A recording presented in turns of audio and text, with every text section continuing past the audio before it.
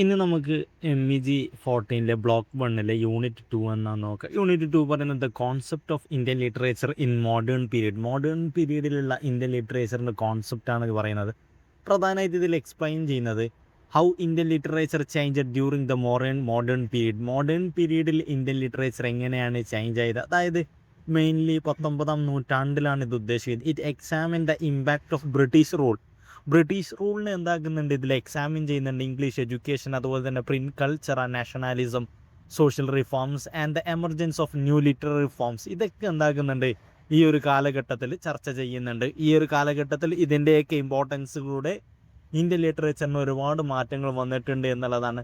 അതിൻ്റെ first point നമ്മൾ നോക്കുന്നത് what is the modern period. എന്താണ് മോഡേൺ പീരീഡ് എന്നാണ് നമ്മൾ നോക്കുന്നത്. The modern period in Indian literature generally begins in the 19th century and continues in the 20th century. 19-20 നൂറ്റാണ്ടുകളിലാണ് modern period Indian literature നിലനിൽക്കുന്നത് എന്നാണ് പറയുന്നത്. It was the period of British colonial റൂളിൻ്റെ സമയത്തായിരുന്നു. ഈ ഒരു കാലത്ത് ഇംഗ്ലീഷ് എഡ്യൂക്കേഷൻ സ്പ്രെഡായി, സോഷ്യൽ ആൻഡ് റിലീജിയസ് പരിവർത്തനങ്ങൾ, റിഫോംസുകൾ ഉണ്ടായി, പരിഷ്കരണങ്ങളൊക്കെ ഉണ്ടായി. അതുപോലെ തന്നെ റൈസ് ഓഫ് നാഷണാലിസത്തിൻ്റെ ഉദയമുണ്ടായി എന്നാണ് പറയുന്നത്. ഗ്രോത്ത് ഓഫ് മോഡേൺ ലിറ്റററി ജേൺസ്, ഒരുപാട് ബ്രിട്ടീഷുകാരുടെ വിവർത്തനങ്ങളും കാര്യങ്ങളൊക്കെ വന്നപ്പോൾ ഒരുപാട് ലിറ്റററി ജേൺസിൽ എന്തായി, ഒരുപാട് പരിഷ്കരണങ്ങൾ വന്നു. അതായത് ഒരുപാട് അതിൻ്റെയൊക്കെ ഇമ്പോർട്ടൻസ് വന്നു. ഒരുപാട് പലതരത്തിലുള്ള ജേൺസ് വന്നു. പ്രോസ് രീതികൾ, പോയട്രിയൊക്കെ പണ്ടേ നമ്മുടെ നാട്ടിലുണ്ട്, എന്നാൽ പ്രോസ് രീതികൾ വന്നത് ബ്രിട്ടീഷ് നാടുകളിൽ നിന്നാണ്. പിന്നെ അതുപോലെ തന്നെ ഡെവലപ്മെൻറ്റ് ഓഫ് ട്രാൻസ്ലേഷനും വളർന്നു ഈ ഒരു കാലഘട്ടത്തിൽ എന്നുള്ളതാണ്. ബ്രിട്ടീഷുകാരുടെ വില്യം വേർഡ്സ്വർത്ത്, ഷേക്സ്പിയറിൻ്റെ ഒക്കെ ഒരുപാട് വർക്കുകൾ എന്താക്കി ട്രാൻസ്ലേറ്റ് ചെയ്യാൻ തുടങ്ങി എന്നുള്ളതാണ്. രണ്ടാമത്തത് factors responsible for the rise of modern Indian literature. Modern Indian ലിറ്ററേച്ചറിൻ്റെ ഉദയത്തിന് കാരണമായ എന്തൊക്കെ ഫാക്ടേഴ്സാണ് എന്നുള്ളതാണ് നമ്മൾ ചർച്ച ചെയ്യാൻ പോകുന്നത്. അതിൽ വരുന്ന ഒന്നാമത്തെ പോയിന്റ് ബ്രിട്ടീഷ് റൂളാണ്. എങ്ങനെയാണ് ബ്രിട്ടീഷ് റൂള് മോഡേൺ ഇന്ത്യൻ ലിറ്ററേച്ചറിനെ റേസ് ചെയ്തതെന്ന് നോക്കാം. British rule brought significant political, educational, cultural changes ഒക്കെ കൊണ്ടുവന്നു. പൊളിറ്റിക്കലായിട്ടുള്ള, എഡ്യൂക്കേഷണലായിട്ട്, കൾച്ചറായിട്ടുള്ള ചേഞ്ചസുകൾ കൊണ്ടുവന്നു. അതെങ്ങനെയൊക്കെ എഫക്റ്റ് ചെയ്തു? വെസ്റ്റേൺ എഡ്യൂക്കേഷനൊക്കെ സ്പ്രെഡായി, കോണ്ടാക്ട് വിത്ത് യൂറോപ്യൻ ലിറ്ററേച്ചറായിട്ട് കോണ്ടാക്റ്റായി. അതായത് നമ്മൾ ഇന്ത്യൻ ലിറ്ററേച്ചർ യൂറോപ്യൻ ലിറ്ററേച്ചറായിട്ട് കോണ്ടാക്റ്റായി എന്നുള്ളതാണ്. അതുപോലെ തന്നെ സയൻറ്റിഫിക് ആൻഡ് റാഷണൽ തിങ്കിങ് ഒക്കെ എന്തായി ഡെവലപ്പായി. ശാസ്ത്രീയമായ യുക്തിപരമായ ചിന്തകളൊക്കെ ഡെവലപ്പ് ആവാൻ തുടങ്ങി എന്നുള്ളതാണ്. Indian writers adopted new literary techniques എന്നുള്ളതാണ്. ഇന്ത്യൻ റൈറ്റേഴ്സ് എന്താക്കി പുതിയ ലിറ്റററി ടെക്നിക്സ് ഒക്കെ എന്താക്കി അഡോപ്റ്റ് ചെയ്യാൻ തുടങ്ങി എന്നുള്ളതാണ്. അതാണ് ഒന്നാമത്തെ ഫാക്ടേഴ്സായിട്ട് വരുന്നത്. അതിൽ രണ്ടാമത്തെ ഫാക്ടർ എന്താണ്? ഇംഗ്ലീഷ് എഡ്യൂക്കേഷൻ വന്നു എന്നുള്ളതാണ്. The introduction of English education exposed Indian writers to European authors.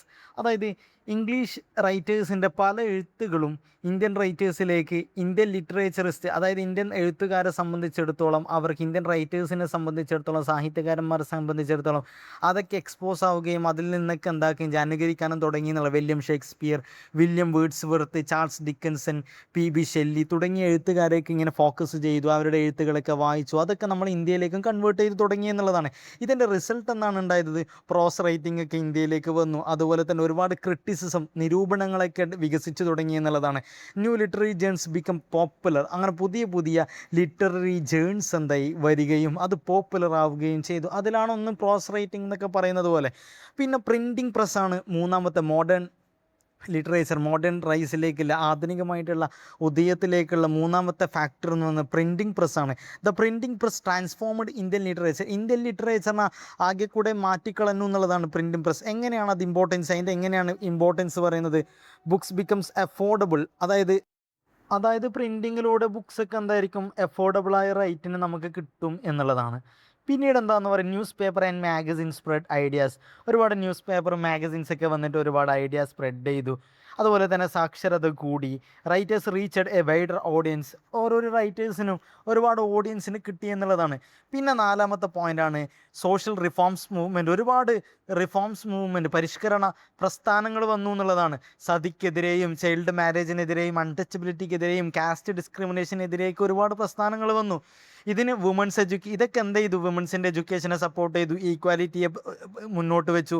അതുപോലെ തന്നെ ഹ്യൂമൻ ഡിഗ്നിറ്റിയെ അവർ മുന്നോട്ട് വെച്ചു, സോഷ്യൽ ജസ്റ്റിസിനെയൊക്കെ മുന്നോട്ട് വെച്ചു.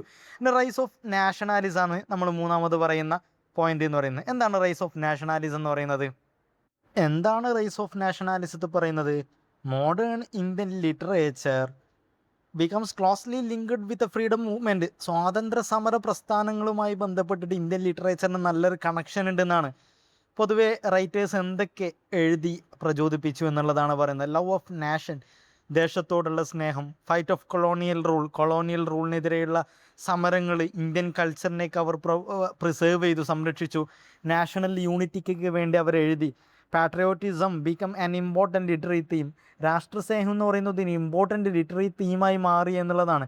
ഇതും മറ്റൊരു പ്രധാനപ്പെട്ട ഫാക്ടറായി ഇരുന്നു. അതുപോലെ തന്നെ ഇന്ത്യൻ ലിറ്ററേച്ചറിലെ മോഡേൺ എറയുടെ പ്രധാനപ്പെട്ട കാരണമായിരുന്നു ഈ പറയുന്ന റൈസ് ഓഫ് നാഷണാലിസം എന്ന് പറയുന്നത്. ഇനി വരുന്നത് ന്യൂ ലിറ്റററി ഫോംസ് ആണ്. പുതിയ പുതിയ ലിറ്റററി രൂപങ്ങൾ വന്നു എന്നുള്ളതാണ്. During the modern period several new forms become popular. പല ന്യൂ ഫോംസ് എന്തായി പോപ്പുലറായി മാറി എന്നുള്ളതാണ്. നോവൽ വന്നു, നോവൽ അതെന്തായി പോപ്പുലറായി തീർന്നു. Focused on society, family and human psychology.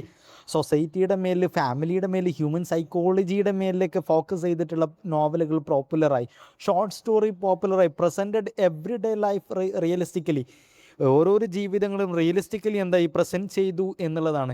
പിന്നീട് എന്താണ് വന്നത്? ഡ്രാമയാണ്. അഡ്രസ്ഡ് സോഷ്യൽ ആൻഡ് പൊളിറ്റിക്കൽ ഇഷ്യൂസൊക്കെ എന്തായി അഡ്രസ്സ് ചെയ്യാൻ തുടങ്ങി എന്നുള്ളതാണ്. Essays, expressed ideas on education. എഡ്യൂക്കേഷൻ്റെ മുകളിലുള്ള ഐഡിയാസ്, അതുപോലെ തന്നെ കൾച്ചർ പൊളിറ്റിക്സ് ആൻഡ് സൊസൈറ്റി, ഇതിൻ്റെ മുകളിലുള്ള ഐഡിയാസൊക്കെ എക്സ്പ്രസ് ചെയ്തു. അതൊക്കെ ഡെവലപ്പായി വന്നു എന്നുള്ളത്. പിന്നെ ലിറ്റററി ക്രിറ്റിസം എന്തായി ഡെവലപ്പായി, developed as an academic academic ഡിസിപ്ലിനായിട്ട് എന്തായി ഡെവലപ്ഡ് ആയി എന്നുള്ളതാണ്. അഞ്ചാമത്തെ പോയിന്റ് പറയുന്നത് characteristics of modern Indian literature. പുതിയ കാല ഇന്ത്യൻ ലിറ്ററേച്ചറിൻ്റെ, ആധുനിക കാല ഇന്ത്യൻ ലിറ്ററേച്ചറിൻ്റെ സവിശേഷതകൾ എന്താണ്? റിയലിസം ആയിരുന്നു പ്രധാനപ്പെട്ടത്. അതുപോലെ തന്നെ ഇൻഡിവിജ്വാലിസം കൊണ്ടുവന്നു, നാഷണാലിസം എഴുത്തുകളിൽ കൊണ്ടുവന്നു, ഹ്യൂമാനിസം എഴുത്തുകളിൽ കൊണ്ടുവന്നു, സോഷ്യൽ ക്രിറ്റിസിസം അവർ എഴുത്തുകളിൽ കൊണ്ടുവന്നു, സൈക്കോളജിക്കൽ അനാലിസിസ് കൊണ്ടുവന്നു. അതുപോലെ തന്നെ എക്സ്പെരിമെൻറ്റേഷൻ ഇൻ സ്റ്റൈൽ എന്നുള്ളതാണ്. അത് ഇപ്പോൾ ഒരുപാട് പരീക്ഷണങ്ങളൊക്കെ കൊണ്ടുവന്നുള്ളത്. Regional identity with national outlook, ഇതൊക്കെയായിരുന്നു പ്രധാനപ്പെട്ട ക്യാരക്ടറിസ്റ്റിക്സ് എന്ന് പറയുന്നത്. ആറാമത്തെ പോയിന്റ് പറയുന്നത് themes of modern Indian literature. എന്താണ് മോഡേൺ ഇന്ത്യൻ ലിറ്ററേച്ചറിൻ്റെ തീംസ്? പ്രധാനപ്പെട്ട തീംസ് എന്തൊക്കെയായിരുന്നു? സോഷ്യൽ റിഫോംസ് ആയിരുന്നു. ക്രിറ്റിസിസം ഓൺ സോഷ്യൽ എവിൽസ്, സാമൂഹികപരമായിട്ടുണ്ടായ തിന്മകൾക്കെതിരെ ഒരുപാട് നിരൂപണങ്ങൾ വന്നു. നാഷണാലിസം ആയിരുന്നു. Love of the mother land and struggle for the freedom, സ്വാതന്ത്ര്യത്തിന് വേണ്ടി പോരാടുക, അതുപോലെ തന്നെ രാജ്യത്തെ സ്നേഹിക്കുക എന്നൊക്കെയായിരുന്നു മറ്റൊരു തീം. വിമൻസ് ഇഷ്യൂസ് ആയിരുന്നു മറ്റൊരു തീമായിട്ടുണ്ടായിരുന്നു. എഡ്യൂക്കേഷൻ ആവട്ടെ, അവരുടെ ഫ്രീഡം ആവട്ടെ, ഈക്വാലിറ്റി ആവട്ടെ, ഡിഗ്നിറ്റി ആവട്ടെ. അതുപോലെ തന്നെ റൂറൽ ലൈഫ് മറ്റൊരു തീമായിരുന്നു. വില്ലേജ് സൊസൈറ്റിയും പ്രോവർട്ടിയും എക്സ്പ്ലോയിറ്റേഷനൊക്കെ അതിൽ ഇൻക്ലൂഡ് ചെയ്തു എന്നുള്ളതാണ്.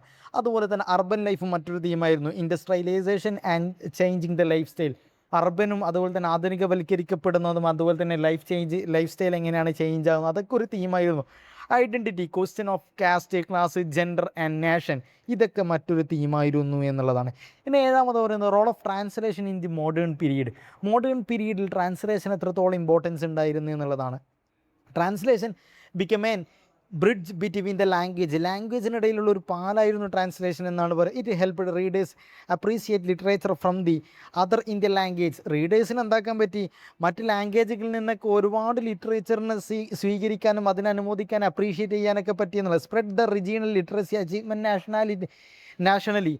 ഒരു ലോക്കൽ ലാംഗ്വേജിലെ ലിറ്ററേച്ചർ എന്തായി നാഷണൽ മുഴുവനും വ്യാപിക്കാൻ തുടങ്ങി എന്നുള്ളതാണ്.